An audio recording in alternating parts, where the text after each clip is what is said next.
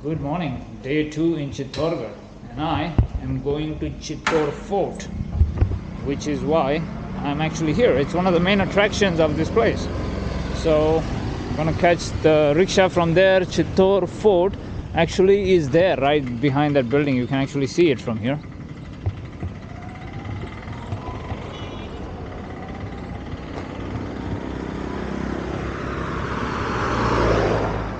I'm thinking if I should have a tea. I haven't had my tea yet. There's actually a tea shop right next to my hotel. That is my hotel. If you can't find your way around the city, always ask the local people. Like, I just asked this guy how much he's gonna charge me for the rickshaw to go to Chittor Fort, and he told me it's gonna be at maximum about 100 rupees. But the auto guys were telling me it is 300 rupees. So always ask local people how much it is gonna cost.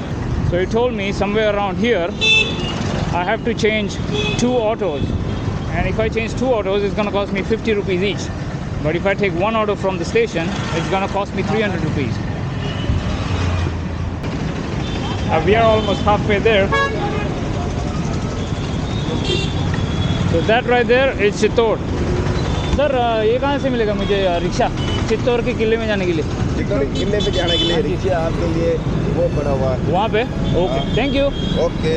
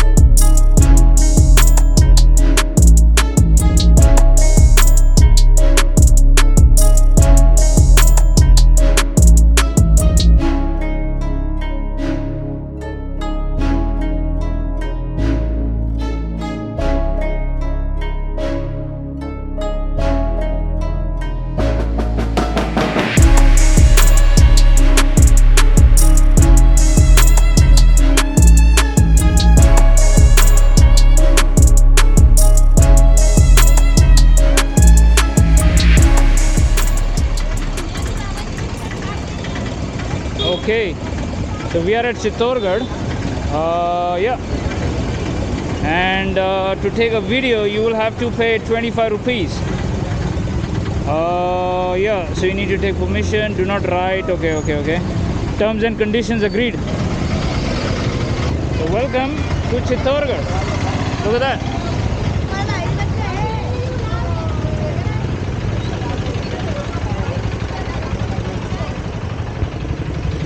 This is the biggest fort in India. It's 690 acres of land.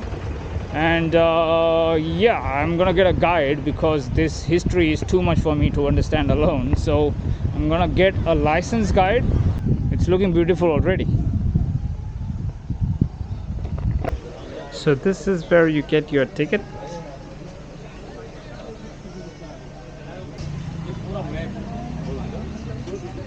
ये जो नीले में ये सब ये है ना? हाँ जी, इसमें 84 तो स्टोरेज जितने भी पानी के स्टोरेज है ना, इनका ये चिन्ह दिया है। बिल्कुल। और ये मोनूमेंट जैसे विजय स्तंभ जो तो हम अभी कहाँ हैं? अच्छा, हम अभी यहाँ हैं। Right. Okay. I'll make the rest of my vlog in Hindi. ये मेरा गाइड है रामेश्वर दास, और ये यहाँ के रहते हैं। एंड आप कभी भी यहाँ चित्तौड़गढ़ आओ, प्लीज़ गाइड लेना, क्योंकि सपोर्ट करना इन लोगों को। एंड सो ये हमें घुमाएंगे किला। कितने जगह हम जाने वाले हैं इसमें? सर हम कम से कम 10-12 जगह देखेंगे। 10-12 जगह। इसमें ये सबसे पहले जो शुरुआत होगी ये मेन पैलेस से होगी। क्योंकि अभी आपका जो आना होगा फोर्ट के अंदर वो बैक साइड से आना होगा। इसका जो फ्रंट हम देखेंगे वो ईस्टर्न साइड में बना है। ओके, वो ईस्टर्न साइड, वो साइड है फोर्ट। हाँ, right right right right okay तो ईस्टर्न साइड में होने की वजह से यहाँ के राजपूत जो सूर्य के उपासक थे, ओके जिन्होंने इस फोर्ट पर रूल किया राइट 8 से 16 सेंचुरी तक, ओके तो वो सारे राजपूत जो सूर्य के उपासक थे और अपने आप को श्री राम के वंशज मानते थे। ओके तो इसी वजह से उन्होंने जो मेन एंट्रेंस फोर्ट का जो है वो ईस्टर्न साइड में रखा, जो सूरज पोल के नाम से। ओके तो अभी आपका जो आना हुआ वो बैक साइड से आना हुआ, राइट जो 15 सेंचुरी में राणा कुंभा ने Right. ये रास्ते बनवाए थे। राइट वो वहाँ से आ गया जी, ये 7 गेट जो क्रॉस किए जी। वो 7 गेट। ओके और अभी जो हम जिस रास्ते से महलों में जा रहे हैं, ओके ये उस समय का हॉर्स वे था, घोड़े अंदर जाते थे इस रास्ते से। ओके तो और सूर्य के उपासक होने से हिंदू धर्म के आधार पे सूर्य का जो रथ है जी। उसमें 7 हॉर्स है। जी, तो जी। उसी के आधार पर राजपूत जो है ना अपने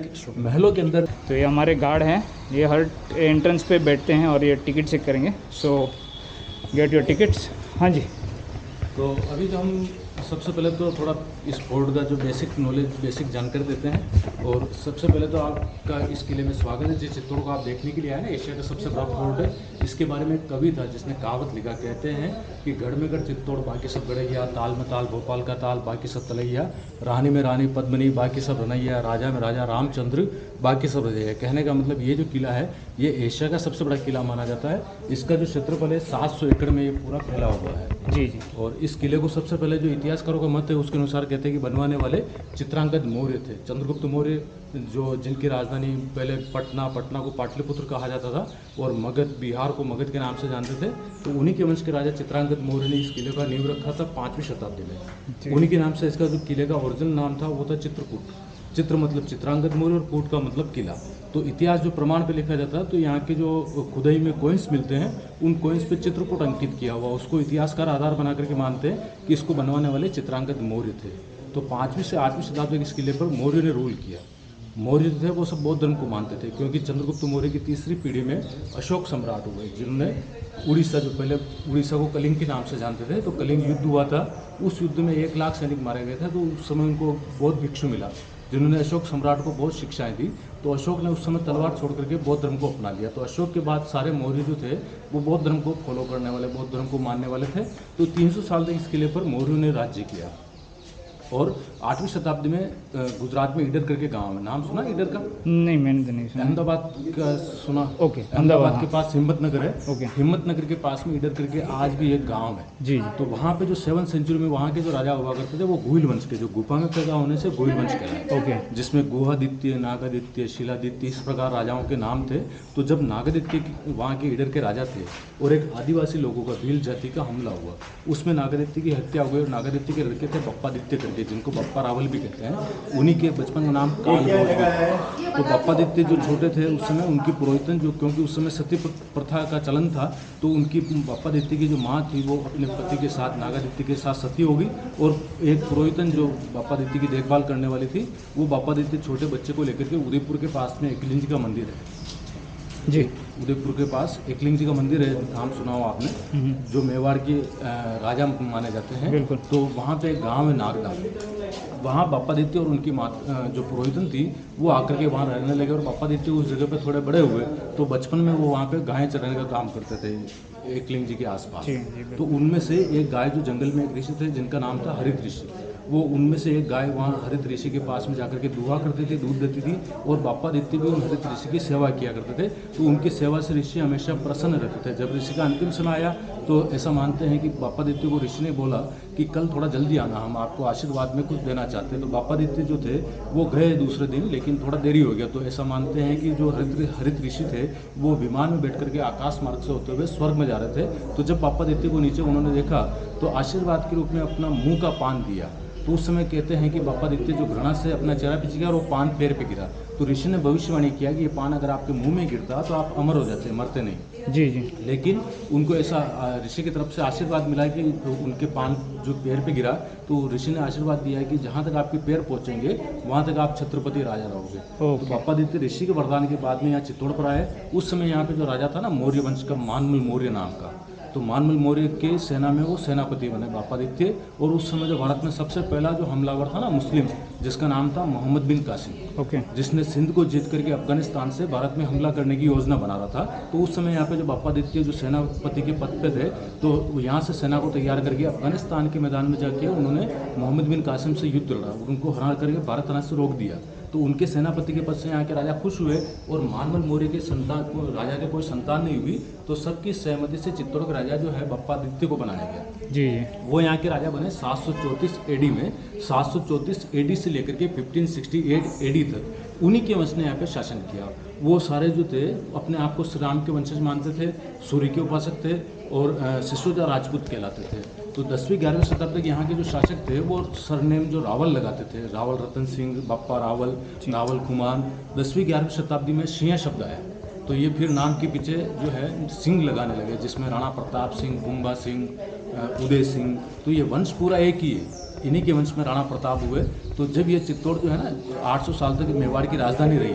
जी जी। बप्पादित्य जो आए थे उन्होंने इसको मेवाड़ की राजधानी बनाई, क्योंकि पहले राजस्थान के मुख्य 2 भाग थे, मेवाड़ और मारवाड़। मेवाड़ का मतलब चित्तौड़ से इधर माउंट आबू, इधर में अजमेर से पहले का जो भाग है, और इधर में जो कोटा बूंदी, और इधर में मध्य प्रदेश में रतलाम वगैरह है। ये पूरा एक राज्य था जिसकी राजधानी चित्तौड़ थी। और जब बप्पा रावल के बारे में कहते हैं कि उनको ऋषि का वरदान मिला था, तो 734 में जो है मेवाड़ की सीमाएं चित्तौड़ से लेकर के काबुल, कंधार, ईरान, खुरासान तक मेवाड़ की सीमाएं लगती थी। उस समय हिंदू, सूर्य, सम्राट, गुरु, ऐसे जो बड़े बड़े उपाधियाँ चलती थी, टाइटल, वो यहाँ के राजा बप्पा रावल को मिली थी। उनको चक्रवर्ती सम्राट के रूप में माना जाता था। उन्हीं के वंश ने शासन किया। जब ये चित्तौड़ मेवाड़ की राजधानी रही 800 साल तक, तो 800 साल के मध्य में इस किले के ऊपर करीबन 27 टाइम 27 बार मुस्लिम बाहरी हमले हुए। उनमें से 3 मेजर अटैक हुए। 3 बार यहाँ के जो राजपूत थे वो युद्ध हार गए थे। 3 बार यहाँ पे जो महिलाएं थी उन्होंने जोहर किया। जोहर में जानते हैं? जी जी। जोहर और सती में थोड़ा डिफरेंट होता है। ओके। तो उस समय कहते हैं कि पति मरना है, बिल्कुल। हाँ, जो पत्नी अपने पति को डेड बॉडी को साथ लेके चलती थी उसको सतीदाह कहते हैं, जिसका अंग्रेजों के समय राजा राम मोहन राय थे ना, समाज सुधारक, जिन्होंने विरोध करके उस पर कानून बना करके उस प्रथा को बंद करवाया।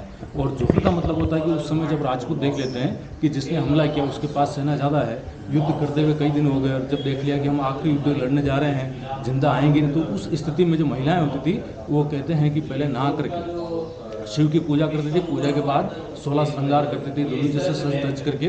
उस समय ब्राह्मण होते थे, पुरोहित, वो उनको वेद मंत्र के उच्चारण करने के साथ साथ उनको अफीम का लिक्विड बना के चरणामत के रूप में देते थे। जैसे जैसे उनको नशा होता था, उस नशे की हालत में उस समय हर समाज के लोगों की हिस्सेदारी होती थी, भागीदारी होती थी। उसमें हर समाज के लोग उसमें कहते हैं कि ढोल बजाते थे, नंगाड़े बजाते थे, हर हर महादेव के नारे लगाते थे, ताकि उनकी चीखें सुन के कोई डरे नहीं। तो ऐसा एक एटमोस्फियर, माहौल तैयार करके महिलाएं अपने आत्मसम्मान की रक्षा के लिए जिंदा जी जो आग में कूद करके अपने आत्मसम्मान की रक्षा करती थी, जिसको जोहर कहा जाता है। जी बिल्कुल। तो महिलाएं जोहर करती थी। और पुरुष के बारे में कहते हैं कि पुरुष जो है ना केसरिया करते थे, केसरिया जिसको शाका भी कहते हैं। तो उसमें ये होता था कि जोहर होने के बाद में जो पुरुष वर्ग बचा किले में, वो दूसरे दिन पानी के कुंड में नहा करके सिर पे केसरिया पगड़ी बांधते थे। उस पगड़ी में तुलसी की मंजीरों रखते थे, सालग्राम की मूर्ति को गले में धारण करके अफीम के कटोरे भर के पी के फिर वो युद्ध में जाते थे। तो कहते हैं कि उनकी युद्ध में गर्दनें कट भी जाती थी, तो हाथों से तलवारें चलती रहती थी। अच्छा। हाँ, तो वो आखिरी युद्ध जो राजपूत यहाँ से निश्चय करके जाते थे कि जिंदा आना नहीं युद्ध से,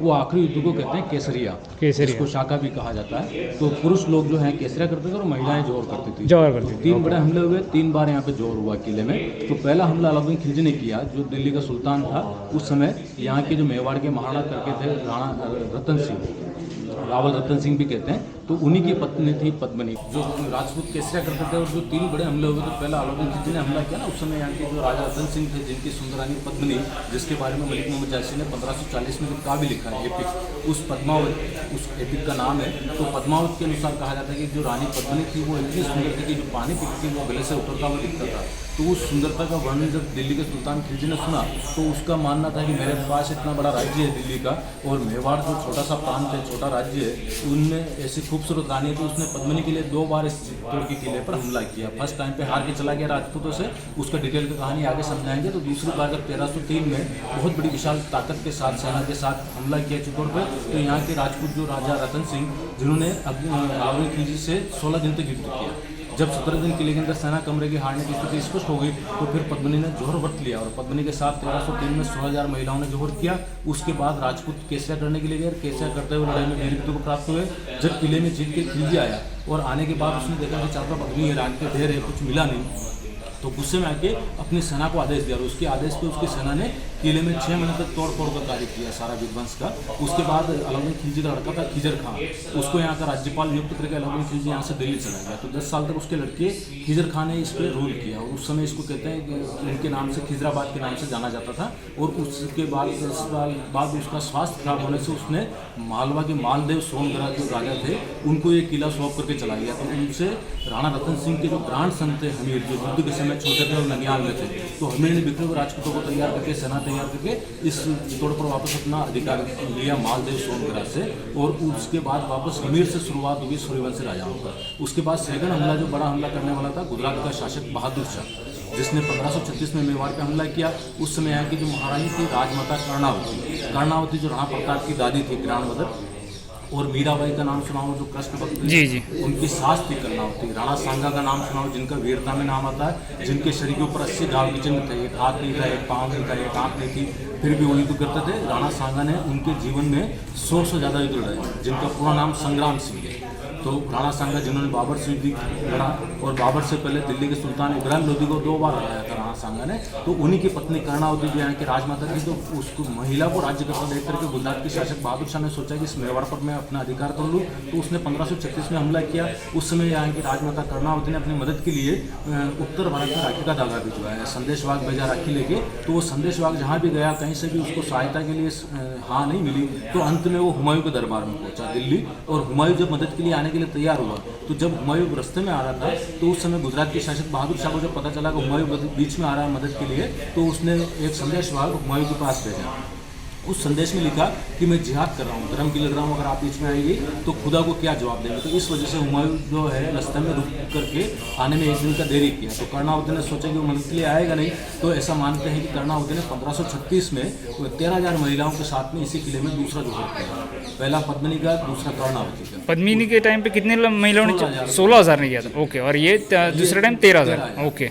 और उसके बाद जो है हुमायूं भी आया, वो भी लूटपाट करके चला गया। उसके बाद विक्रमादित्य जो कर्णावती के लड़के थे, जो जिनका ननियाल बूंदी था, तो वो वापस यहाँ के राजा बने विक्रमादित्य, और विक्रमादित्य से यहाँ पे वापस शुरुआत हुई सूर्यवंशी राजाओं की। उसके बाद तीसरा हमला जो बड़ा हमला करने वाला था अकबर, 1568 में अकबर ने हमला किया 1568 में। उस समय मेवाड़ के जो महाराणा थे उदय सिंह, जो राणा प्रताप के पिता थे, तो उदय सिंह के उस समय सेनापति थे जयमल सिंह, पत्ता सिंह, साईदास और कल्ला। तो 2 जो सेनापति थे जयमल और पत्ता, जिनकी उम्र मात्र 14 और 16 साल की थी, जो वीर सेनापति जिन्होंने अपने राजा उदय सिंह को सजेशन दिया कि चित्तौड़ छोड़ करके आप चले जाइए, क्योंकि अगर आप यहाँ रह करके बंदी बना लिए दुश्मन के द्वारा या मारे गए तो हम चित्तौड़ पर वापस अपना अधिकार किसके नेतृत्व में लड़ेंगे। बिल्कुल। इस वजह से उन्होंने कूटनीति का इस्तेमाल करके यहाँ से राजधानी हटा करके चित्तौड़ से मेवाड़ की राजधानी उदयपुर ले गए उदय सिंह। तो उस समय जयमल पत्ता जो सेनापति थे, जिन्होंने अकबर के साथ वीरता से युद्ध किया, जब हारने की स्थिति स्पष्ट हुई कि अकबर के हमले की, क्योंकि अकबर के पास विशाल फौज थी, तो उस समय जयमल जो सेनापति थे, जिनकी पत्नी थी फूल कंवर, उसके नेतृत्व में 8,000 महिलाओं ने तीसरा जोहर किया। तो 3 बड़े हमले हुए, 3 बड़े जोहर हुए। ये इसलिए बताए हैं कि जब जब हमले हुए, जब दुश्मन किले में आए, उनको कुछ मिला नहीं, खाली किला, तो अपना गुस्सा जो है मंदिरों को, मूर्तियों को तोड़ फोड़ करके, ओके, बिल्कुल। देखने के लिए चित्तौड़गढ़ में मानते हैं कि खंडर है, और सुनने के लिए इतिहास है। अच्छा। तो अभी जो हम महल देखने जा रहे हैं, ये यहाँ का राज पैलेस है। जितने भी राजा 16th सेंचुरी तक हुए, उनका रेजिडेंस था ये। ओके। तो ये पैलेस को ओरिजिनली बाप्पा रावल ने बनवाया था 8th सेंचुरी में। जब अलाउद्दीन खिलजी के हमले में इसको विध्वंस किया गया, तो बाद में राणा कुंभा हुए। राणा कुंभा जो मेवाड़ के प्रतापी राजा माने जाते हैं, जिनका समय जो है 1433 से 1468 तक, 33 साल तक मेवाड़ पर राज्य किया। तो उनका जो गोल्डन पीरियड है, उनने इस पैलेस को दोबारा रीबिल्ड किया और बहुत से चेंजिंग इस पैलेस में करवाया। तो उनके नाम से अभी इसको कुंभा महल कहा जाता है। जी जी, ओके। तो अभी जो हम रास्ते से आए हैं, ये उस समय घोड़े चढ़ने का रास्ता था, और ये सामने जो है ये अस्तबल है। जहाँ जितने भी राजपूत हुए वो सूर्य के उपासक थे।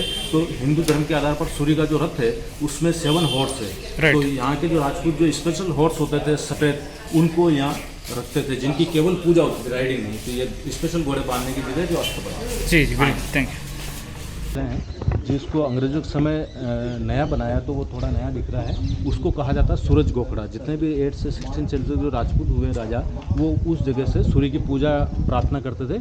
जो सूर्य की वर्शिप करने की जगह ईस्टर्न साइड है और सूर्य उदय पूरब से होता है, इसी वजह से इस पूरब की तरफ ये सूरज गोखड़ा जो मानते हैं। और जब यहाँ के कभी राजपूत राजाओं को बरसात या बदल के कारण कभी सूर्य के दर्शन नहीं हुए तो उस समय सूर्य का मूर्ति रखा जाता था। उदयपुर जो अगर आप देखते हैं सिटी पैलेस, उसमें सूर्य का मूर्ति रखा हुआ, सोने का बना हुआ। ऐसा मानते हैं कि 1.25 मन सोने का सूर्य का मूर्ति, जो वो मूर्ति जो अभी आज सिटी पैलेस में है, वो उस समय यहाँ रखा जाता था सामने में। तो उस ज़माने में जब राजपूतों को सूर्य के दर्शन नहीं होते थे तो सूर्य की मूर्ति की पूजा करके, घोड़ों की पूजा करके फिर पानी पीते थे। ये उनका रोज का रूटीन था। पहले सूर्य की पूजा प्रार्थना और पूजा होती थी। पूजा के समय जो छतरी देखते हैं पीछे, ये इसको नौबत खाना कहते हैं, नगाड़ खाना जी। तो पूजा के समय कुछ लोग ऊपर बैठ करके नगाड़े शहनाई वगैरह बजाते थे।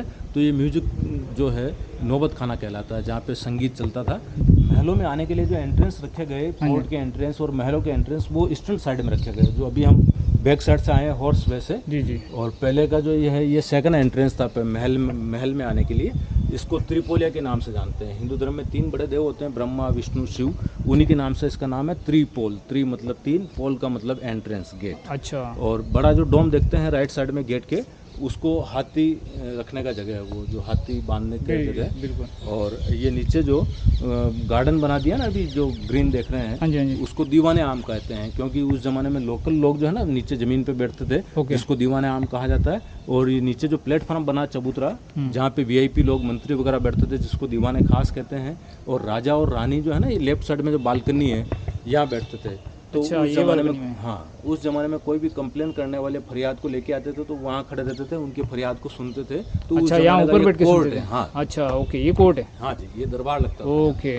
और जहाँ हम खड़े हैं, एक तरह से राजाओं का ये प्राइवेट एक तरह से स्टेज था, जहाँ पे बाहर से कोई भी आते थे प्रोग्राम के लिए, नाच गान के, तो वो यहाँ होते थे महलों के अंदर। और राजा जो है अस्तबल के ऊपर जो झरोखे बने हैं, वहाँ बैठते थे। उनके दोनों तरफ जो खिड़कियाँ है ना छोटी छोटी, वो रानियों के लिए पर्दा पड़ता थी। हाँ जी हाँ जी। तो उनके लिए छोटी छोटी खिड़कियाँ रखी है। ओके ओके और ओके। बड़े गेट जो वो, तो ये जो मेन है, ये राजाओं का है। हाँ। अच्छा अच्छा। और ये सेकंड एंट्रेंस है। मेन एंट्रेंस तो अभी हम आगे जाएंगे ना गाड़ी से, जी, तो जी। बड़ा गेट जो देखेंगे बड़ी पोल के नाम से, वो इस महल का मेन गेट था। क्योंकि पूरब से आना होता था तो इसके एंट्रेंस पूरब में रखे गए। जी जी। और ये बाद में जो है ना, महलों में आने के लिए छोटे रास्ते थे, सकड़े। अच्छा। सकड़े रास्ते इसलिए बनाते थे कि उस समय राजपूतों का मानना था कि दुश्मन की सेना कभी किले को जीत करके महलों तक आ गई तो एक साथ अधिक संख्या में लोग अंदर नहीं आए। अच्छा, ये तो इसलिए मतलब हाँ, बहुत नैरो बनाए। अच्छा। बिल्कुल, एक एक करके दुश्मन आएंगे अंदर। अच्छा। महलों में सेना कम भी है तो इजीली उनको रोक सकते हैं, मार सकते हैं। तो इस वजह से छोटे छोटे रास्ते रखे जाते थे। उदयपुर भी देखे होंगे आपने, छोटे छोटे गलियारे हैं सिटी पैलेस में। तो उसका लॉजिक ये है कि दुश्मन की सेना एक साथ अधिक संख्या में नहीं बिल्कुल बिल्कुल। ओके। और ये पानी को निकालने के लिए ड्रेनेज बनाते थे। ड्रेनेज जो है, जैसे यहाँ से यहाँ तक एक स्टोन को काट के बनाया, फिर आगे एक स्टोन, ताकि लीकेज नहीं हो। तो उस समय का ये एडवांस तो टेक्नोलॉजी, ये सब हाथ से बिल्कुल हाँ, किया हुआ सारा है। हाथ जी से। जी जी। और पहले पर्दा होने से पैलेस भी अलग अलग देखेंगे। राइट साइड में जो पैलेस देख रहे हो वो खंडर हो गए। इनको जनाना महल कहा जाता है, जहाँ पर रानियाँ महारानियाँ रहती थी। और उस ज़माने में ये पूरे महल 3 मंजिल में कवर्ड थे। तो वो सीढ़ी देखते हैं, एक सीढ़ी बाहर से दिया, एक सीढ़ी उस अंदर की तरफ से है।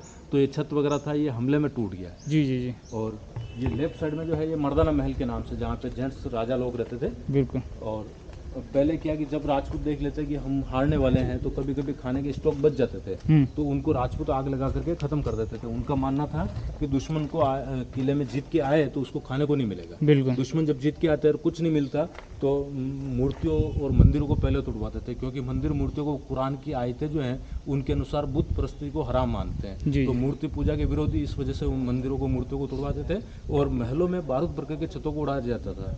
उनका मानना था कि हम तो इस जगह को लूटपाट करके जा रहे हैं, लेकिन यहाँ पे कोई नया शासक बनेगा तो सारा उसका राज्य का जो इनकम होगी वो इनको रिपेयर करने में चला जाएगा और अपनी सैन्य शक्ति को बढ़ा नहीं पाए। बिल्कुल तो बिल्कुल। इस वजह से महलों के बारूद बरकर के छतों को ब्लास्ट किया गया, उड़ाया गया।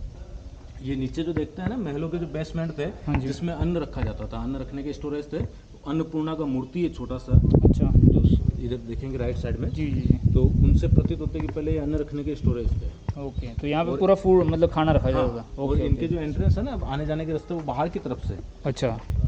और ये नीचे जो पैलेस देखते हैं, इनको कंवर पंदा के महल कहते हैं। कुंवर कहते हैं राजकुमारों को। तो राजकुमारों का रहने का जो है ये सेपरेट पार्ट था। और पहले वो भी जैसे आखिरी का देखते हैं, 3 मंजिल में ऐसे कई कमरे थे, छतों वगैरह से कवर था। एक राजा की कई रानियाँ होती थी, कई लड़के होते थे, तो उनके लिए सेपरेट राजकुमारों के लिए रहने के लिए ये पूरा पैलेस था। पन्ना धाय का नाम सुना? नहीं। पन्ना धाय जो एक खींची वंश की राजपूत थी, लेकिन राजकुमारों का लालन पालन करती थी, अपना दूध भी पिलाती थी, तो उसको धाय माँ कहते हैं। तो जब पन्ना धाय उदय सिंह जब रानी कर्णावती थी ना, यहाँ की राजमाता, जब बहादुर शाह ने हमला किया 1536 में, तब उस समय कर्णावती ने जोहर किया। तो जोहर करने से पहले उदय सिंह जो छोटा बच्चा था, जिसको पन्ना को देख लिया, पन्ना था उदय सिंह की देखभाल करती थी, और कर्णावती का मानना था कि अगर इसको भी मैं साथ में लेकर जोहर करती हूँ तो यहाँ का कोई उत्तराधिकारी रहेगा नहीं। तो इस नीयत से पन्नाधाय को दिया उदय सिंह को। पन्नाधाय उदय सिंह की देखभाल करती थी, और उस पीरियड में जो विक्रमादित्य राजा बना था, जो उदय सिंह का बड़ा भाई था, जो विक्रमादित्य के आगे शराबी था, विलासी था, चापलूस उससे घिरा रहता था, जिसने मीरा को मारने के लिए जहर दिया था, सांप भेजे थे, तो वो शासन के योग्य नहीं था। उस पीरियड में एक बनवीर दास्य पुत्र हुआ। बनवीर जो था इन्हीं का कजिन, जो राणा सांगा, जो इनके पिता थे उदय सिंह के, विक्रमादित्य के, तो राणा सांगा के एक भाई थे पृथ्वीराज सिंह करके। पृथ्वीराज सिंह की एक पासवान थी रखेल, उस दासी से लड़का हुआ दास्य पुत्र बनवीर। वो उस समय इतना ताकतवर था कि कुछ सरदारों को अपने साथ मिला करके एक दिन मौका देकर के विक्रमादित्य की हत्या करके यहाँ का शासक बन गया। शासक बनने के बाद में उसने सोचा कि जो उदय सिंह जो छोटा है, जिसकी देखभाल पन्ना कर रही है, और जो राजा का लड़का है, अगर उसको मैं बचपन में मार दूं तो यहाँ का कोई उत्तराधिकारी रहेगा नहीं, और पूरे मेवाड़ पे मेरा एक निष्कंटक राज्य रहेगा। इस नियत से बनवीर तलवार लेकर के महलों में गया मारने के लिए उदय सिंह को। तो पन्नाधाय ने राजघराने का अन्न खाया, उसका हक अदा करने के लिए उसने जो उस समय स्वयं का लड़का था चंदन, पन्ना का जो लड़का था जिसका नाम था चंदन, तो चंदन और उदय सिंह दोनों एक उम्र के थे, तो उसने राजघराने का अन्न खाया, उसका हक अदा करने के लिए चंदन के कपड़े बदल करके उदय सिंह को पहनाया, और उदय सिंह के कपड़े बदल करके चंदन को पहना करके जिस पलंग पे उदय सिंह सोया था, उस पलंग पे अपने बच्चे चंदन को रख दिया। जब बनवीर तलवार लेकर के पन्ना की आंखों के सामने आया और पन्ना से पूछा कि यहाँ का राजकुमार उदय सिंह कहाँ है, तो पन्ना ने अपने बच्चे की तरफ इशारा किया, और उसकी आंखों के सामने बनवीर दास्य पुत्र ने तलवार से उसके 2 टुकड़े कर दिए, लेकिन पन्नाधाय ने अपने मुंह से उप तक नहीं किया।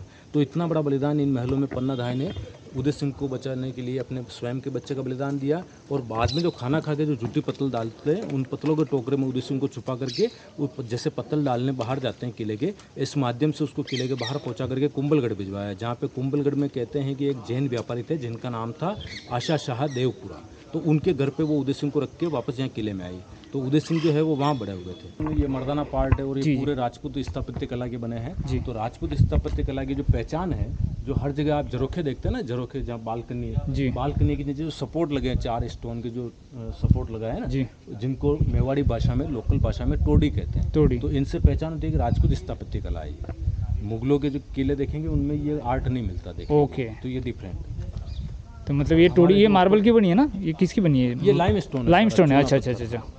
और हमारे जितने भी ऊपर के जो टॉप बनते थे, जिसमें कमल के पंखुड़ियों का शेप होता था, ये हिंदू शैली जी, और उन्हीं को तोड़ करके हम इन लोगों ने नाम देने लग गए कि मुगल शैली, जबकि उनका कोई शैली है नहीं। वैसे मूल जो है वो अरब के रेगिस्तान से आया है, जहाँ पे कोई कल्चर नहीं। उनका शुरू का जो जीवन था वो लूट पाट करना और खाना, पर यहाँ पे उन्होंने ये जो हमारे आर्ट को तोड़ करके अपना, हमारे लोगों ने उनको नाम दे दिया कि ये मुगल शैली है, जबकि हमारा जो कमल के शेप बनता है ऊपर जी, तो ये हिंदू आर्ट को सिंबलाइज। रानियों के लिए पट रानी जिनको कहते हैं, उनके रहने के रूम थे, और ये 3 मंजिल में कवर था। तो उस समय जो 8th सेंचुरी में जो महिलाओं के लिए जो ये लेफ्ट साइड में जो है ये टॉयलेट है, वो बाथरूम है, ये छोटा सा ड्रेसिंग रूम है। जो तो ये हम बेसिकली अब यहाँ से हैं, और ये जेंट्स पैलेस है। हाँ, और ये जनानी महल कहते हैं, जनाना महल रहती थी। तो ये उनके लिए टॉयलेट, 8th सेंचुरी के महलों के अटैच टॉयलेट बाथरूम जी जी, और ये छोटा सा ड्रेसिंग रूम। और उस समय एक 3 मंजिल में कवर थे, बहुत सारा खिड़की रखा हुआ है। तो पहले जितना भी खिड़की है ना, पत्थर की जाली जो देख रहे हैं ना, जिससे जालियों से कवर रहती थी, तो जालियों से क्या, जो महिलाएं होती थी वो अंदर से बाहर देख सके, लेकिन बाहर से वो अंदर नहीं देख सके। ये जालियां जो है पर्दे का काम करती थी। अभी सबकी जाली टूट गई। ओके। और ये हमारा जो आर्ट है, जिसमें आप देखते हैं जैसे जो हम पूजा में रखते हैं पानी का कलश जी, तो ये पानी का कलश है। ऊपर ये नारियल है, ये ग्रीन पत्तियां जो पेड़ों की जो बाहर पानी से निकली हुई, तो ये पॉजिटिव जी, बिल्कुल बिल्कुल। एक सीढ़ी अंदर से दिया है, एक सीढ़ी बाहर से दिया है, छत वगैरह से कवर था। ओके।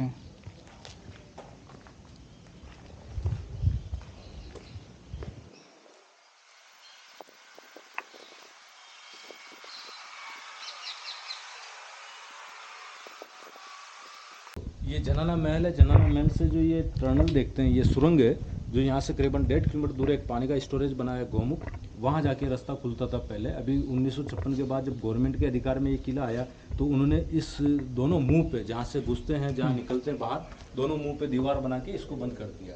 तो ये उस जमाने में पर्दा प्रथा होने से रानियां इस गुप्त रास्ते से नहाने के लिए जाती थी। अच्छा तो नहा करके उधर गौमुख झील पे वापस इन्हीं रास्तों से महलों में आती थी ताकि उनका कोई चेहरा देखे नहीं। अच्छा, तो ये दीवार मतलब वो टाइम मतलब बड़ी थी ये पूरी दीवार? हाँ, ये तो छत वगैरह से कवर्ड था ना। अरे बराबर, बिल्कुल बिल्कुल। तो ये गुप्त रास्ता था। और अंग्रेजों के समय जो इतिहासकार हुआ जेम्स टोड, उसने जो मेवाड़ का इतिहास लिखा है उसके बुक के अनुसार कहते हैं कि जो महारानी पद्मिनी थी, जो अलाउद्दीन खिलजी के हमले के समय जो जौहर किया, तो इस जो जेम्स टोड जो अंग्रेज इतिहासकार था उसके अनुसार ये सुरंग की जो है ये पद्मिनी के जौहर की जगह है। अच्छा, जबकि हमारे यहाँ के जो लोकल इतिहासकार श्यामल दास हुए, हाँ जिन्होंने यहाँ का जो इतिहास लिखा ना, उस बुक का नाम है वीर विनोद। जी जी जी। लोकल इतिहासकारों के मत के अनुसार कहते हैं कि पद्मिनी का जो जौहर हुआ महलों के जो खुले प्रांगण है उनमें हुआ। अच्छा तो ये जेम्स टोड ने इस जगह के बारे में लिखा है। अच्छा, और उसके इस खिलाफ से ये जोर यहाँ हुआ? हाँ, अंग्रेज इतिहासकार के अनुसार पद्मिनी का जोर इस सुरंग के अंदर हुआ, जबकि लोकल इतिहासकार का मानना है कि पद्मिनी का जोर इसी महल के खुले प्रांगण में हुआ। जैसे राजकुमार जो ट्रेनिंग करते थे जी,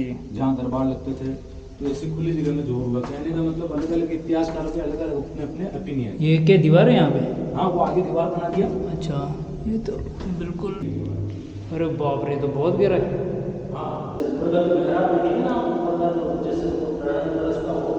अच्छा, ये सामने राट टनल का रास्ता? ओके। 1956 के बाद अच्छा, यहाँ से सीढ़ियाँ है? ओके। हाँ, सीढ़ियाँ ऊपर की ये 1.5 किलोमीटर दूर जाके खुलता था। अच्छा, ये अभी यहाँ से और वहाँ पे एक दीवार बनाई हुई है? हाँ, सीधा ध्यान दीजिए। ओके।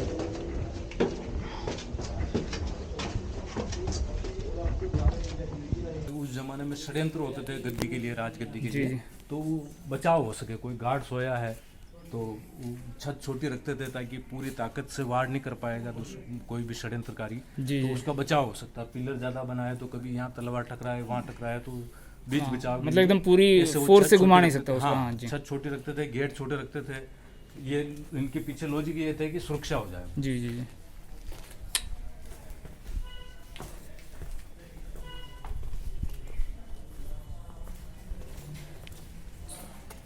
तो ये था हमारा मेन महल।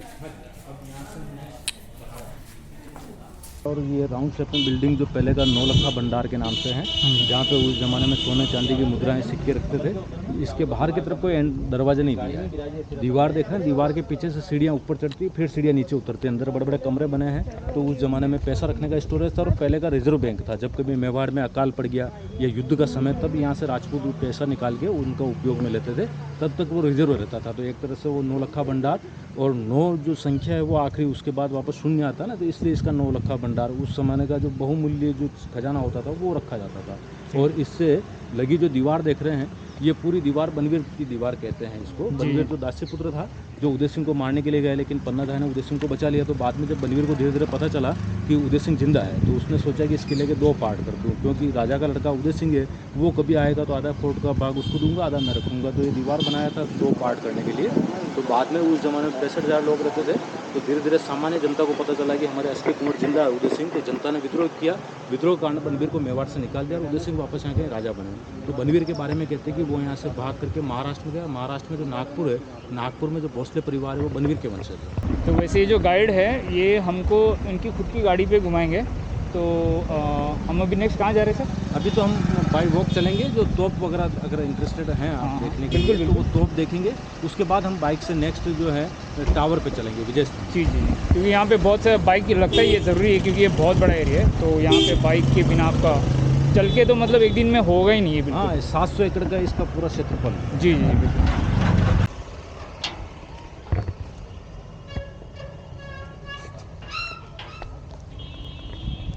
तो अभी जो हम जा रहे हैं देखने के लिए, तो सबसे पहले जो आप दीवार के बीच में जो मंदिर शेप में बना ना, इसको श्रृंगार चौरी कहा जाता है। जो ऐसा मानते हैं कि राणा कुंभा जो थे राजा, जिनकी लड़की थी जिसका नाम था रमाबाई, उसके शादी के लिए चौरी बनाया गया। तो एक तरह से मंडप, जिनके रमाबाई के जो 7 फेरे हुए वो इसके अंदर हुए। इसके अंदर में हम एक छतरी और देखेंगे जिसके चारों तरफ स्पेस है।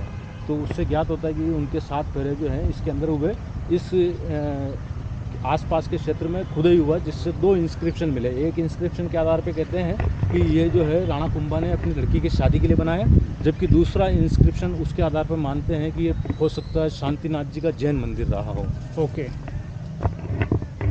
और इसी के आगे राइट साइड में हम तोपखाना बिल्डिंग देखेंगे, जहाँ पे पहले तोपे बारूद रखते थे। तो अभी कुछ कमरे में जहाँ बारूद रखते थे उनमें अभी ये किला जो है ASI के अधिकार में, आर्कियोलॉजिकल सर्वे ऑफ इंडिया, जी जी तो जी। उनके कार्यालय बने हुए हैं। कुछ कमरे में तोप रखा हुआ है।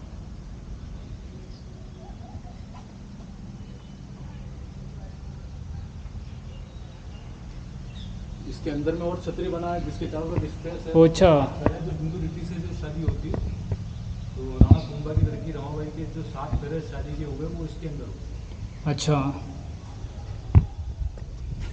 और हो सकता है इसी वजह से इसके बाहर जो कुछ मूर्तियां हैं जिसमें एरोटिक स्कल्पचर है, जैसे जी, जी, जी। खजुराहो मंदिर देखे हो MP जी में, जी जी जी। तो उस शेप मतलब उसकी तरह इस पे भी एरोटिक स्कल्पचर बनाए हुए हैं जी, जी, काम जी। सूत्र के आधार पे। तो हो बिल्कुल। सकता है इस शादी के लिए प्रॉपर बनाया। जी जी जी जी।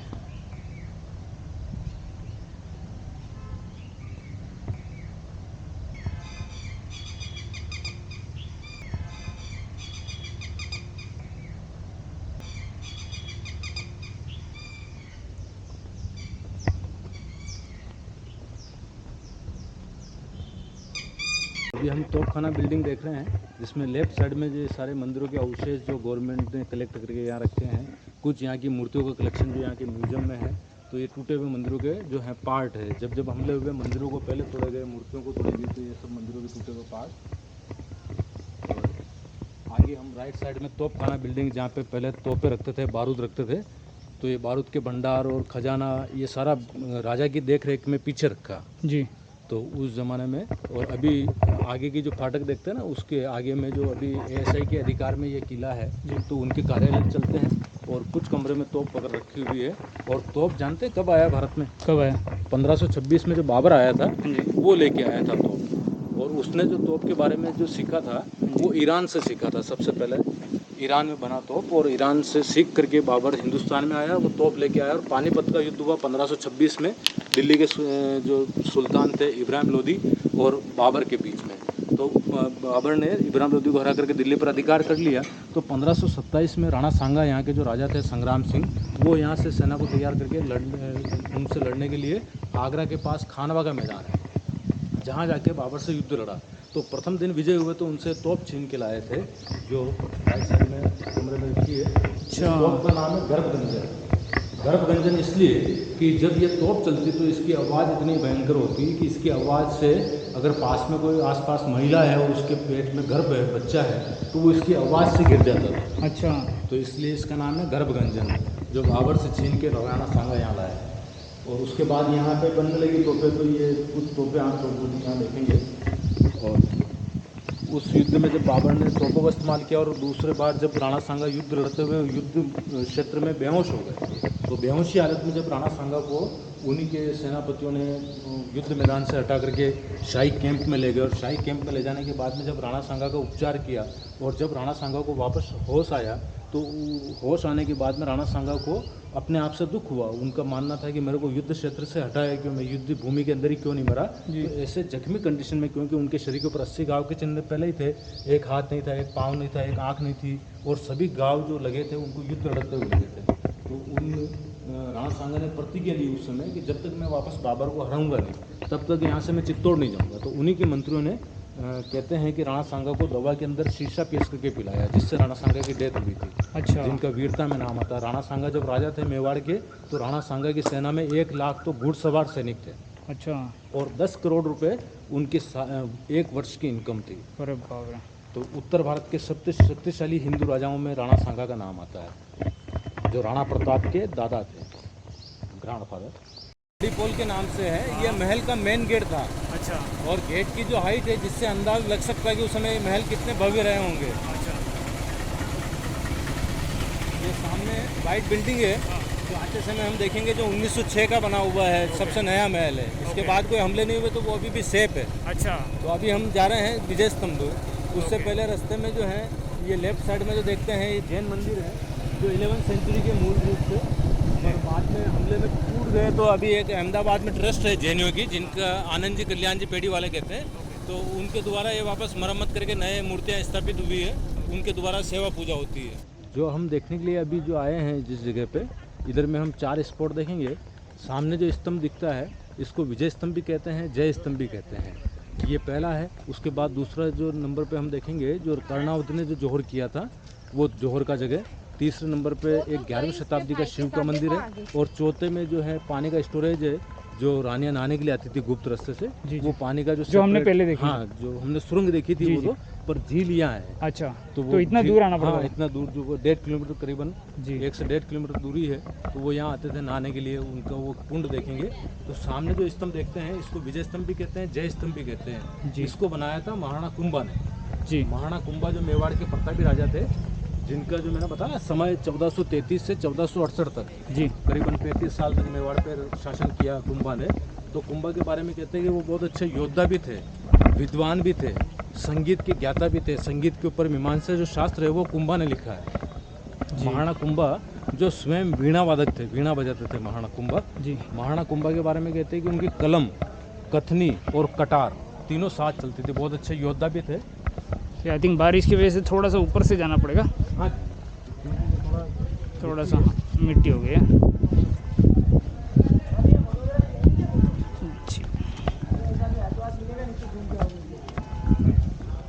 तो ये जो स्तंभ है, ये महाराणा कुंभा ने 2 राज्यों को जीतने के बाद बनाया है। ऐसा मानते हैं कि महाराणा कुंभा जब राजा थे तो उनके समय में जो 2 मुस्लिम सेनाएं थी, जो मध्य प्रदेश को पहले मालवा के नाम से जानते थे, तो मालवा का जो शासक था महमूद खिलजी, और गुजरात के अंदर अहमदाबाद शहर जिन्होंने प्लान किया ना, अहमद शाह, तो दोनों ने संयुक्त सेना को मिला के मेवाड़ पे हमला करने के लिए आ रहे थे। तो जब महाराणा कुंभा को पता चला कि दोनों युद्ध के लिए आ रहे हैं, तो महाराणा कुंभा ने अपनी सेना को तैयार किया और सेना को तैयार करके उनके सामने गए लड़ने के लिए। तो इंदौर के पास, मध्य प्रदेश में इंदौर है, इंदौर के पास एक मैदान है सारंगपुर, उस मैदान में जाके कुंभा ने दोनों से युद्ध किया। तो ऐसा मानते हैं कि उस युद्ध में अहमद शाह तो युद्ध मैदान छोड़ करके भाग गया, और महमूद खिलजी जो मालवा का शासक था उसको महाराणा कुंभा ने यहाँ ला करके 6 महीने तक बंदी बना के रखा। तो दोनों को विजय किया। विजय के उपलक्ष्य में ये स्तंभ बनवाया है, जी जो विजय की स्मृति में बनाया हुआ विजय स्तंभ, जय स्तंभ के नाम से इसको बनाना शुरू किया राणा कुंभा ने 1448 में। बनकर तैयार हुआ ये 1458 में। 10 साल इसको उस ज़माने में बनने में लगा, और उस ज़माने में कुंभा ने इसको बनाने के लिए 90 लाख रुपए का खर्चा किया। इसका नीचे से ऊपर तक जो ऊंचाई है 122 फीट ये इसकी हाइट है, और अंदर जाने के लिए 157 जो हैं सीढ़ियाँ हैं, जो स्टेप्स घूमते हुए टॉप तक जाती है। जी। और हिंदू धर्म में 9 ग्रह मानते हैं, उसके आधार पर इसको 9 स्टोरी में रखा है। अच्छा, नौ तो ये अंदर नहीं जा सकते अभी आई थिंक गेट बंद कोरोना है। जी जी, कोरोना की वजह से बंद किया। बंद है। बिल्कुल बिल्कुल। स्तंभ के अंदर के साइड और बाहर की तरफ, दोनों तरफ जो है, जितने भी रामायण और महाभारत काल के अनुसार जो देवी देवता हुए हैं, उन सारे देवी देवताओं की मूर्तियों का जो चित्रण है वो इसके अंदर भी है और बाहर भी है। अंदर में जितना भी मूर्ति बना है, हर मूर्तियों के नीचे नाम लिखा हुआ, ओके, जिससे हम पहचान सकते हैं कि ये मूर्ति कौन से देवी का है, देवता का है। तो इसमें भारत में जो होली रिवर है, गंगा, जमुना, सरस्वती, उनकी मूर्तियाँ हैं। और भारत में जो ऋतुएँ चलती है, सर्दी, गर्मी, बरसात, हेमंत, बसंत, जो 6 ऋतुएँ होती हैं, उन ऋतुओं की मूर्तियाँ भी इसके अंदर बनी हुई है। तो एक तरह से मूर्तियों का संग्रहालय है। और भारत की मूर्ति कला का जो विश्व कोश कहा जाता है, वो इस स्तंभ को, विजय स्तंभ को, भारत का मूर्ति कला का विश्व कोश कहते हैं। और इसकी दूसरी विशेषता है कि नीचे से 2 मंजिल जो है ना, ब्रॉड है जी, चौड़ा है, बीच में नैरो है, और अगेन टॉप इसको ब्रॉड बनाया है, जैसे शिव का डमरू होता है उस शेप में इसका आकृति है।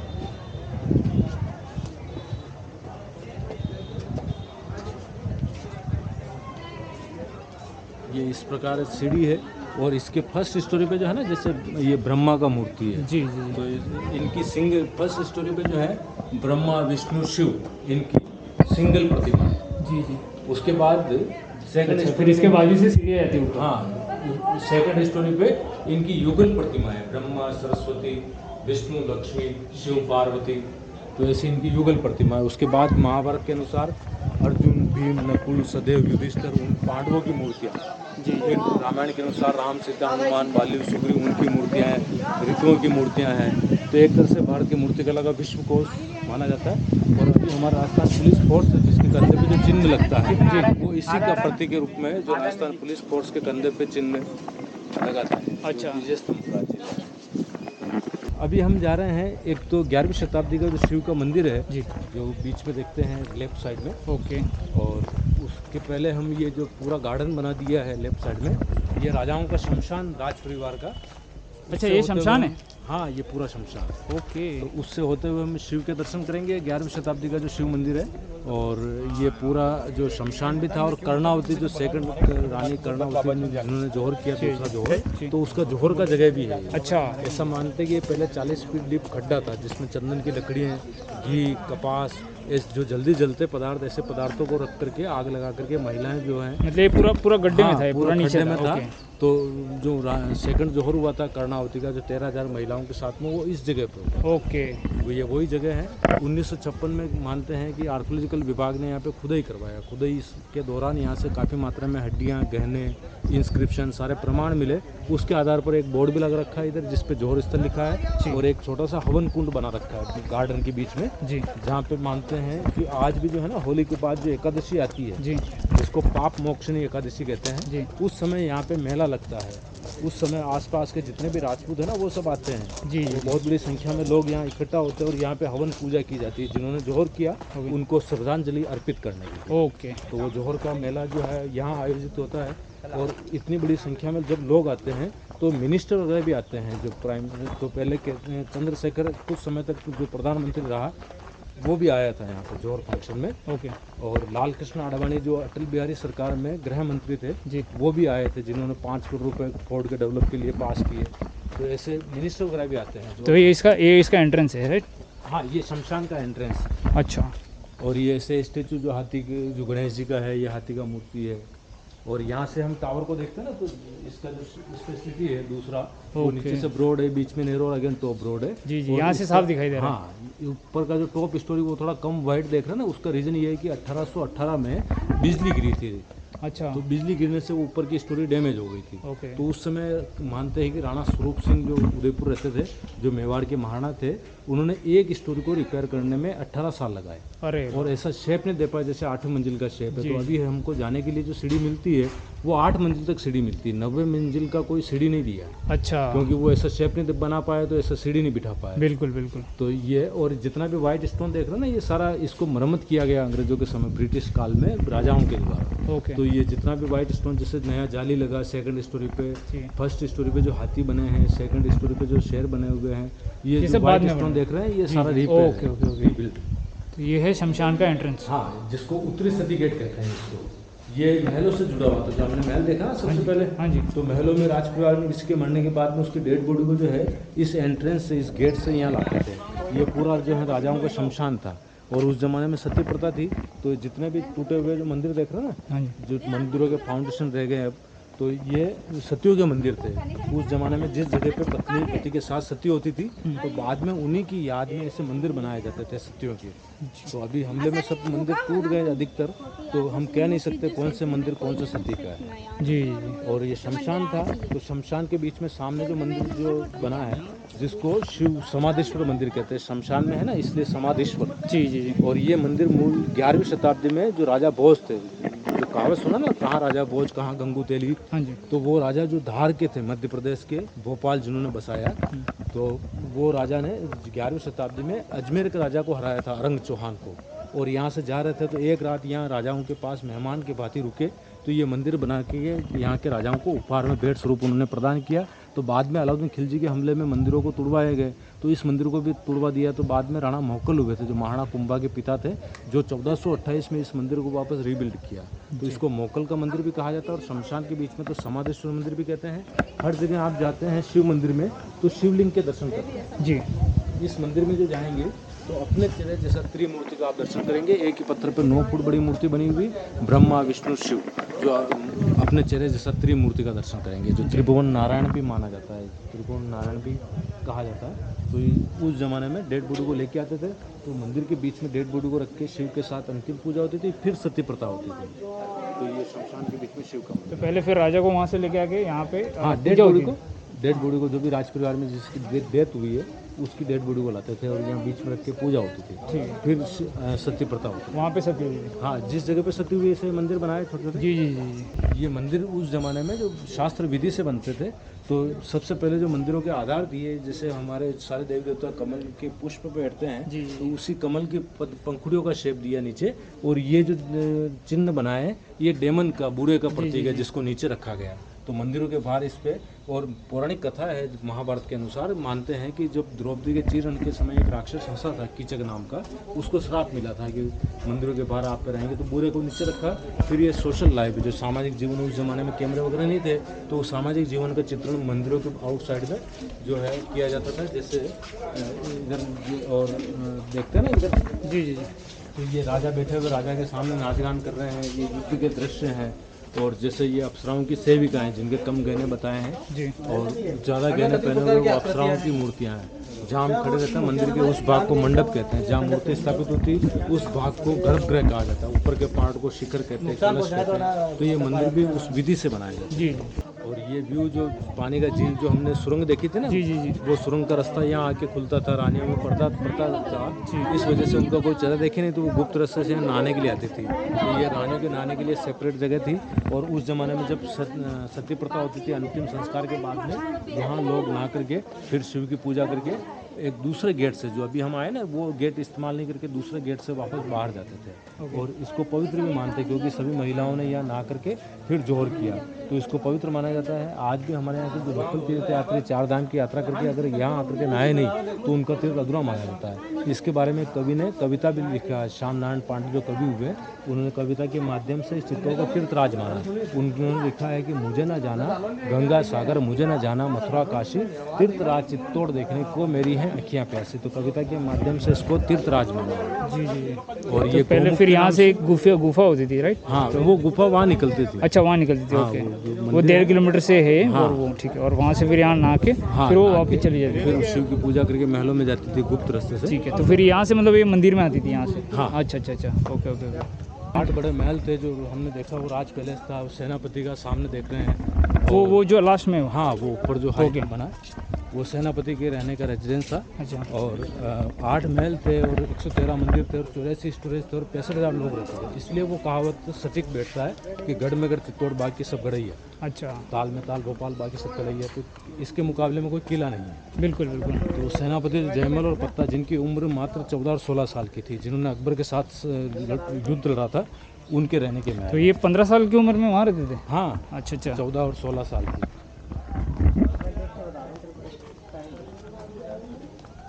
ये सामने जो नीचे मंदिर है ना, जैन मंदिर है। जैन चहुमुखी पारसनाथ की जैन प्रतिमा इसके अंदर है। इधर से तो बाकी देखिए चने, आप ऊपर आइए, यहाँ से मैं बताता हूँ कितने चने चल रहे हैं। आप देखिए मछली उसको नहीं गाड़ी में, इधर आइए आप। ये नीचे जो वो डार्क रूम बना लेफ्ट में, वो उधर में जो है ना पत्थर के गाय के मुंह बने, जिसमें से पानी चलता रहता है कंटिन्यू। तो इसको गौमुख कहा जाता है। वो सुरंग का रास्ता जो ये रूम बना है, अच्छा, इसमें खुलता है। ये जैन मंदिर है चहुमुखी। तो ये इसके मतलब मंदिर के नीचे से आती है सुरंग? हाँ। अच्छा ओके। 1850 फीट। 1850 फीट? हाँ, सी लेवल के ऊपर? सी लेवल से। ओके। और जमीन लेवल से, ग्राउंड लेवल से इसकी हाइट है 580। यहाँ जा सकते हैं? हाँ।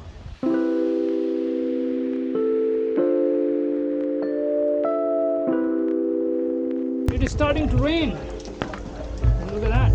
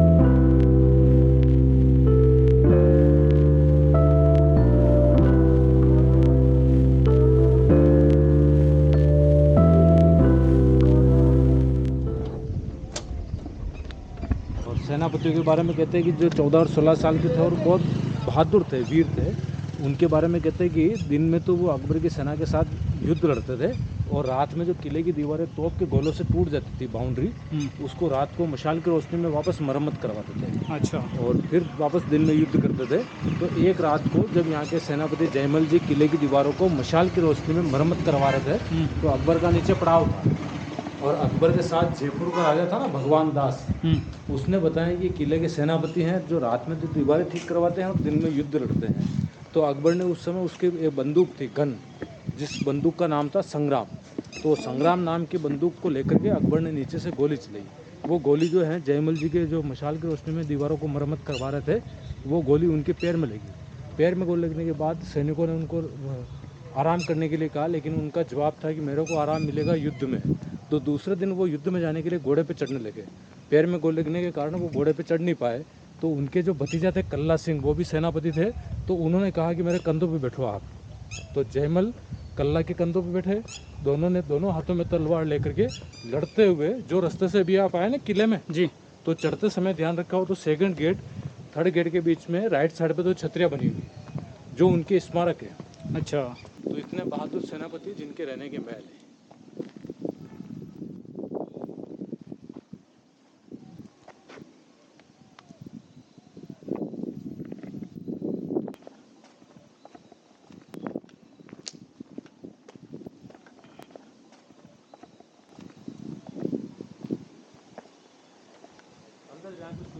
अच्छा, शूज़ निकालना पड़ेगा, मैं यहीं से ले लेता हूँ।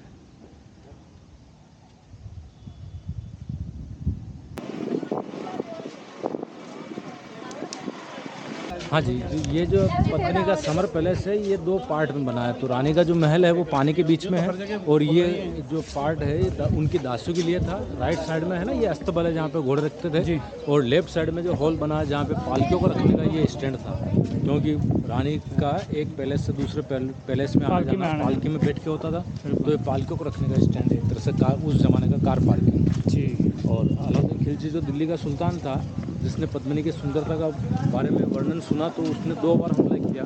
फर्स्ट आया 1300 में। तो जब वो इस किले को जीत नहीं पाए तो किले का कमज़ोर पॉइंट का पता लगाया। 65,000 लोग रहते थे किले में।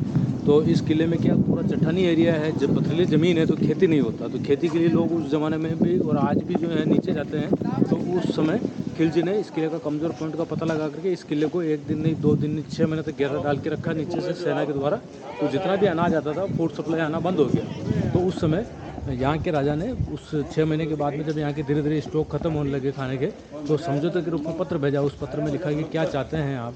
तो अलाउद्दीन खिलजी ने मांग किया, जो अंग्रेज़ इतिहासकार है उस जेम्स टोड उसके अनुसार मानते हैं कि अलाउद्दीन खिलजी ने रानी का पद्मिनी का चेहरा देखने की इच्छा जाहिर की। तो उस समय अलाउद्दीन खिलजी मानते हैं कि उन्होंने पद्मिनी का चेहरा देखने की इच्छा जाहिर की, जो उसको चेहरा दिखाया इस पैलेस में। और लोकल इतिहासकार जो मानते हैं कि राजपूत जो वीरता के लिए प्रसिद्ध थे, वो अपनी रानी का चेहरा कभी दिखाएंगे नहीं। जो रानी जौहर करना जानती है वो अपना चेहरा नहीं दिखाएंगे। तो लोकल इतिहासकार के मत के अनुसार मानते हैं कि अलाउद्दीन खिलजी ने उस समय किला देखने की इच्छा जाहिर की कि मुझे चित्तौड़ का किला दिखाओ, मैं चला जाऊँगा बिना युद्ध के।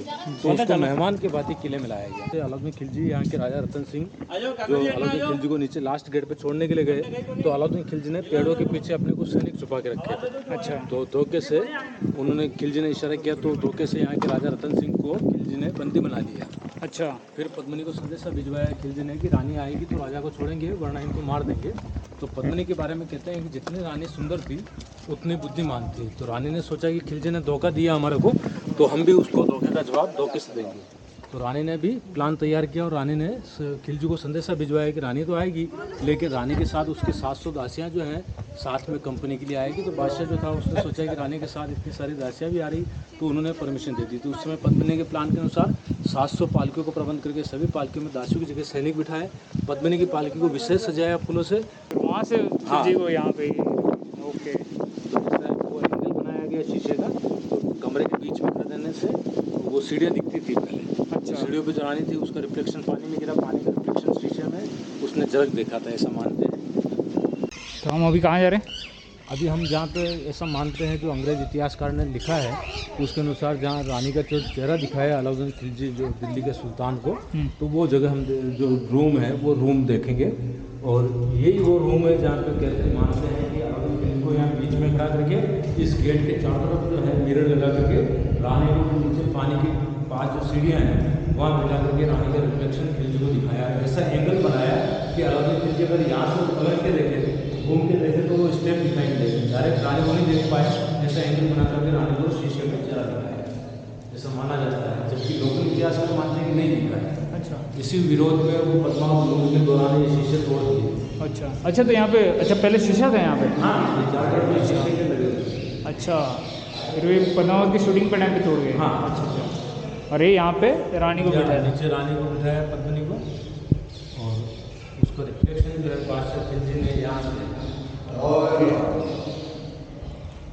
और उस समय शर्त रखा गया, मानते हैं कि उसके पीछे तलवार लेके 2 सैनिक खड़े थे, अगर वो शर्त को तोड़ करके वहाँ जाने की कोशिश करता तो उसको यही मारना, ऐसी कंडीशन रख करके खिलजी को चला दिखाया। अच्छा अभी उनके कुछ एएसआई दोबारा वापस जीर्णोद्धार हो रहे हैं, क्योंकि जीर्ण शीर्ण अवस्था हो गई सबकी, तो वापस तो यहाँ पे पहले घोड़े वगैरह ये सब रखते हैं और प्रैक्टिस वगैरह हाँ, करते हैं, लड़ाई का ग्राउंड है पूरा। अच्छा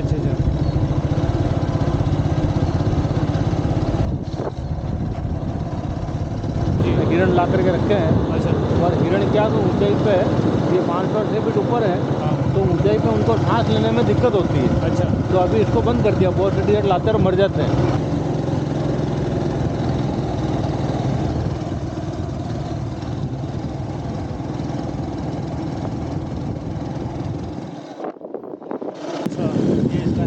अच्छा एक हिरण वाला वो। तो ये जितना भी नीचे जो ग्रीन फील्ड बने हुए अभी, ये सब अभी खेत बन गए हैं। पहले के समय में ये युद्ध का क्षेत्र था और खेती वगैरह सारा जो है ना उधर उस साइड पे, वेस्ट साइड पे होता था, क्योंकि उधर में 2 नदियाँ क्रॉस करती है, इस चित्तौड़गढ़ से होकर के गुजरती है। अच्छा। एक गंभीरी नदी जो मध्य प्रदेश से निकल के आती है, और एक बेड़च नदी जो उदयपुर की खमनोर की पहाड़ियाँ हैं उनसे निकल के, दोनों का संगम है यहाँ पे आगे। तो उस दोनों नदियों का मिलाप होकर फिर वो बनास में गिरती है, बनास चंबल में गिरती है, चंबल यमुना में और यमुना गंगा में।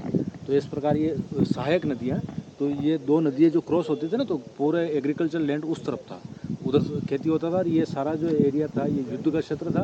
और अभी जो रोड बनी है वो कोटा आगरा होते हुए दिल्ली जाती है। तो पहले क्या, दिल्ली से गुजरात और मध्य प्रदेश में जाने के मार्ग जो थे ना वो यही थे।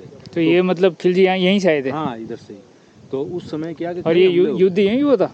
वो युद्ध यहीं हुआ। अच्छा। और अलाउद्दीन जितने भी हमले हुए ना, तो उसके पीछे जो कारण था कि दिल्ली पे बैठने वाले कोई भी सुल्तान, उनका नजर रहता था गुजरात और मध्य प्रदेश लूटने के लिए, क्योंकि गुजरात और मध्य प्रदेश शुरू से खेती में अच्छे हैं। धन और जो दौलत है वो आज भी और उस ज़माने में भी वहीं मिलते थे ज़्यादा। तो वो लूटने के लिए इस मेवाड़ को क्रॉस करते थे, इससे होकर के जाना होता था। और ये हमेशा बीच में पड़ता था, ये हमेशा अपनी आन बान शान में जीते थे, तो यहाँ से उनको आगे नहीं बढ़ने देते थे। यहाँ का जो वंशज है वो कहलाता सूर्यवंशी सिसोदिया। सिसोदिया का मतलब होता है कि शीश कटवा दिया लेकिन शीश झुकाया नहीं। अच्छा। वो सिसोदिया। और महाराष्ट्र में मराठा कहलाते हैं। मराठा का सही शाब्दिक जो अर्थ होता है वो मरहटा होता है, जो मरने के बाद हटता है वो मराठा है। तो दोनों ग्रेट डायनेस्टी हिंदुस्तान में हुई, जिन्होंने कहते हैं कि उस समय हिंदू धर्म की रक्षा की। इधर में महाराणा प्रताप, उधर में शिवाजी। ये अरावली माउंटेन पे बना हुआ है, जैसे वो अरावली श्रृंखलाएं देख रहे हैं आप, जो गुजरात से शुरू होकर के दिल्ली तक जो पहाड़ियाँ हैं, ये अरावली माउंटेन जो अरावली श्रृंखलाएँ हैं, उनमें से ये सिंगल पहाड़ी जिस पे किला स्थित है। और ये सबसे मतलब पुराने पर्वतों में इनकी काउंटिंग होती है जी। जो आपके महाराष्ट्र में सह्याद्री है, जैसे पुणे के आसपास। जी।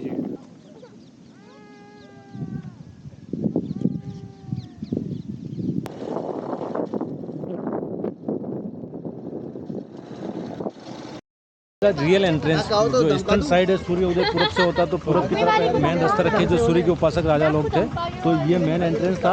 और पहले ये गेट जो है 1906 में महाराणा फतेह सिंह ने नया बनवाया है। पहले वाला जो गेट था ना, इससे काफ़ी ऊपर था और अष्ट धातु के गेट लगते थे यहाँ पे। तो उस समय जब अकबर ने 1568 में किले को जीत लिया, तो जीत की निशानी के तौर पे यहाँ से 3 चीज़ें ले गया था। एक यहाँ से दरवाज़ा उखाड़ के ले गया जो आगरा के किले फतेहपुर सीकरी बुलंद दरवाजा। ये दरवाज़ा है? हाँ, वो यहाँ से बाण लगाए।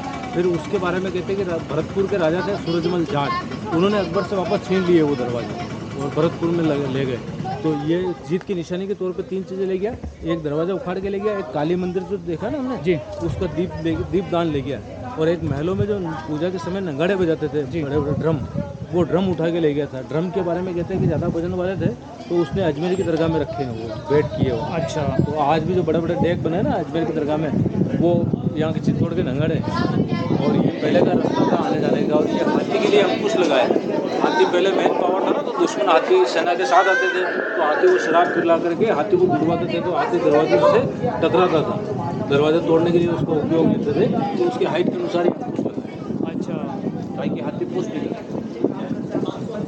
और ऐसे 7 दरवाजे उधर से जो आप क्रॉस करके आए ना, ऐसे 7 दरवाजे इधर नीचे तक थे। अच्छा, तो ये अभी क्या है कि गवर्नमेंट ने कुछ समय पहले रेस्टोर किया ना, तो सीढ़ियाँ बना दिया है। ये पहले स्लोप होता था, जो घोड़े चढ़ते थे, हाथी आते थे ना, तो कच्चा रास्ता उनके लिए अच्छा रहेगा, सुटेबल। तो इसलिए कच्चा रास्ता था, लेकिन गवर्नमेंट ने रिपेयर किया, तो सीढ़ी देते वहाँ।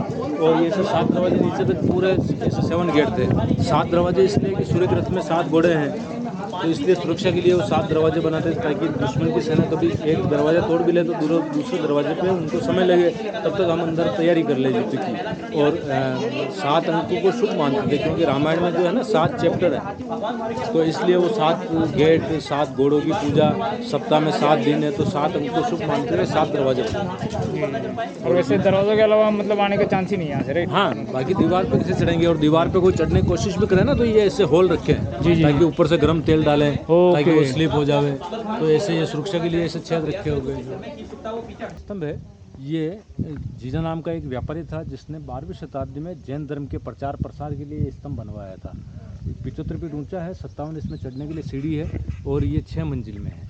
वो जो देखा ना हमने विजय स्तंभ, वो 9 मंजिल विजय स्तंभ यहाँ से भी दिखता होगा हाँ, ना? वो दिख रहा है। अच्छा, वो रहा, तो वो है विजय स्तंभ। 122 फीट ऊंचा है, जी, लेकिन जी। उससे पुराना है, ये 200 वर्ष पहले का है, 12वीं शताब्दी का है। जी। इसको देख करके वो बनाया। तो ये स्तंभ जो है ना, जैन धर्म में 2 ब्रांच होते हैं, दिगंबर श्वेतांबर। तो दिगंबर पंथ से वो बिलोंग करता था, तो नेकेड मूर्तियाँ बनाई आउटसाइड में। और ये स्तंभ जो है ना, जैन धर्म में जो 24 तीर्थंकर मानते हैं, उनमें से सबसे पहले आदिनाथ ऋषभ देव को मानते हैं। जो आदिनाथ, उनकी नेकेड मूर्तियाँ, उनको समर्पित ये टावर है। उनकी जो आइडल है नेकेड, वो आउटसाइड में रखे हैं। और इसके तीसरी स्टोरी पे जो है ना 108 मूर्ति छोटी छोटी बनाई हुई है आदिनाथ की, जो पहले तीर्थंकर है। और ये उन्हीं के जो 24वें तीर्थंकर हुए महावीर स्वामी, जो अंतिम, उनका टेम्पल है, जिनके ऊपर के शिखर वगैरह बाद में दोबारा बनाए हैं, जो बिना कार्बन के। जी।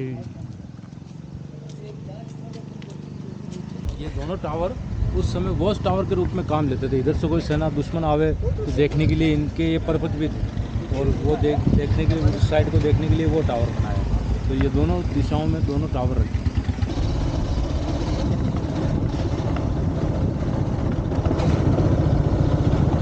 किले के नॉर्थ वाले पार्ट में, जहाँ पे 5000 लोग किले के अंदर रहते हैं, और यह सारा जो आबादी है, जो 1616 में राजपूतों के और मुगलों के बीच में संधि हुआ था। संधि के तहत ये राजपूतों को चित्तौड़ किला वापस दिया मुगलों ने। तो उस समय संधि की शर्त रखी थी जहांगीर ने, जो अकबर का लड़का था, तो उसने शर्त रखा कि इस किले पे आप कोई नए निर्माण नहीं कराएंगे, कोई रिपेयरिंग के काम नहीं करवाएंगे। पर बाद में राज सिंह जी हुए थे, अमर सिंह के बाद राणा प्रताप के लड़के अमर सिंह थे, अमर सिंह के बाद राज सिंह जी हुए। राज सिंह जी ने संधि की शर्त को तोड़ करके इस किले में रिपेयरिंग के काम करवाने शुरू किया। तो उस समय औरंगजेब था मुगल बादशाह, तो उसने हमला किया वापस शर्त तोड़ने के एवज में, और तोड़ फोड़ करके यहाँ से चला गया। और औरंगजेब के बाद में ऐसा कोई शासक मुगलों में नहीं हुआ, तो मुगलों के पतन के बाद इस किले में राजाओं ने रिपेयरिंग के काम करवाए। तो उस समय जो लोग आए थे काम करने के लिए, वो लोग जो काम पूरा होने के बाद में राजाओं ने, खाली किला था तो कहा कि आप चाहो तो रह सकते हो, तो वो लोग अभी बसे हुए, जो 5000 लोगों का पूरा बस्ती है, रेजिडेंशियल एरिया है। और ये राजस्थान हस्तकला है यहाँ का। ठीक है, तो ये म्यूजियम है कोई, मतलब म्यूजियम नहीं है, कोई आर्ट का है। गैलरी है। ठीक है। अगर आपकी इच्छा हो तो खरीद सकते हैं, नहीं तो देख सकते हैं। तो ये वो विजय स्तंभ, और ये है शिवाजी महाराज, और ये है किला चित्तौड़ फोर्ट। ये जो वही है ना जहाँ पे हम लोग खड़े थे? हाँ, हम क्या उस तरफ खड़े थे? जी, हम वो तरफ खड़े थे, बिल्कुल, वो खिड़की में ऊपर। अपोजिट। जी, बिल्कुल। ये जो सामने पैलेस है, इस पैलेस को 1906 में राजा फतेह सिंह जो थे, अंग्रेजों के समय राजा थे, और महाराणा फतेह सिंह जो बिल्कुल अनपढ़ थे, मतलब उनके पहले जो राजा थे उनके कोई संतान नहीं हुई, तो राजा फतेह सिंह जो इन्हीं के खानदान से थे, लेकिन खेती करते हुए उनको ला करके मेवाड़ का राजा बनाया। उनके बारे में कहते हैं कि वो अनपढ़ थे, पढ़ना लिखना नहीं जानते थे, फिर भी उन्होंने बहुत अच्छा कुशल शासक साबित हुए और अच्छा शासन किया मेवाड़ पे। जब वो राजा बने तो उस समय मुद्रा कोष कम था, तो उस समय उन्होंने सब मुद्राओं को वापस इकट्ठा करके सब मुद्राओं को नए तरीके से गलान किया, गलान करके उनको नए तरीके से सिक्के डलवाए ना। तो पहले जो सिक्के वजन वाले होते थे उनका थोड़ा थोड़ा वजन कम करके सिक्के नए तरीके से डलवाए, तो थोड़ा उनका सिक्के बढ़ गए, तो उससे मुद्रा कोष बढ़ा करके उन्होंने इसी किले में ये महल, अंग्रेजों से उनकी दोस्ती थी तो उन्होंने उस समय सिक्का चलाया था जिस सिक्के पे लिखा था दोस्ती लंदन। एक तरफ दोस्ती लंदन, दूसरी तरफ चित्रकूट के नाम से सिक्के चलते थे। तो उन सिक्कों से उन्होंने ये महल बनवाया। 1906 में राजा फतेह सिंह ने बनवाया और 1956 के बाद राजस्थान सरकार ने अपने अधिकार में लेकर के इसके कुछ नीचे के जो कमरे हैं जिनमें म्यूजियम में कन्वर्ट किया है। इसमें संग्रहालय, राजकीय संग्रहालय है जिसमें यहाँ की खंडित मूर्तियों का कलेक्शन है। कुछ आसपास से जो चीज़ें मिली है, तलवार, बंदूक, वो रखा हुआ है। अच्छा, तो कुछ वेपन्स आप देखेंगे यहाँ। ठीक है। तो ये हम मुझे अकेले को देखना हाँ, है, ये राइट? आपको सेल्फ देखना होगा। ठीक है, यहाँ पे गाइडेड टूर नहीं मिलेगा। तो ये यही है एंड ये हमारा जर्नी का आखिरी टूर है। ये इनका नाम है रामेश्वर दास। तो आप मैं वीडियो में सारी चीज़ें नहीं डालने वाला हूँ ताकि आप यहाँ आए एंड आप खुद देखें ये सारी चीज़ें। तो बस, thank you so much, welcome. तो ये है वो म्यूज़ियम, आप टिकट यहाँ से खरीद सकते हैं।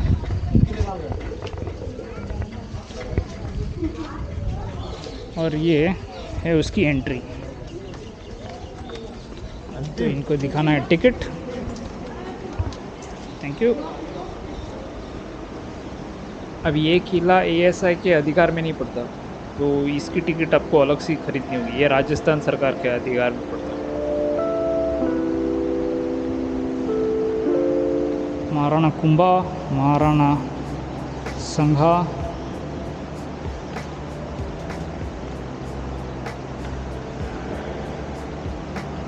महाराणा उदय सिंह, महाराणा भूपाल सिंह। थोड़ा सा हिस्ट्री है। ये है चित्तौड़गढ़ का फोर्ट।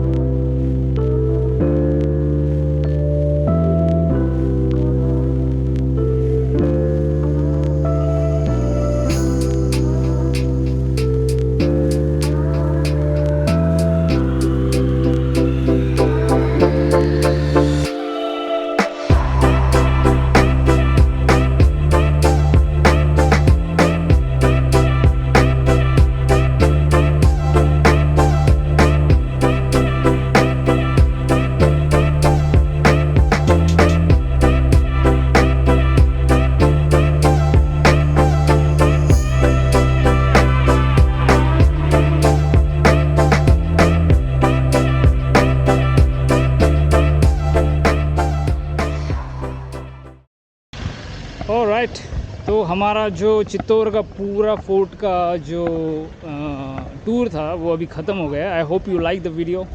ये लास्ट प्लेस है and I am gonna go home. अभी मैं घर जा रहा हूँ।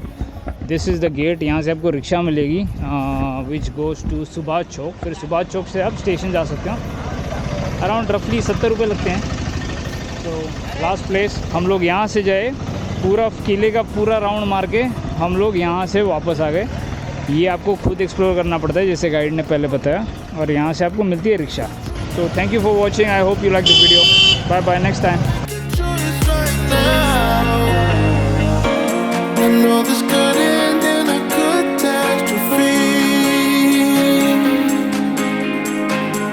but there's no other place I feel I should be. Tonight, tonight, tonight, tonight, tonight,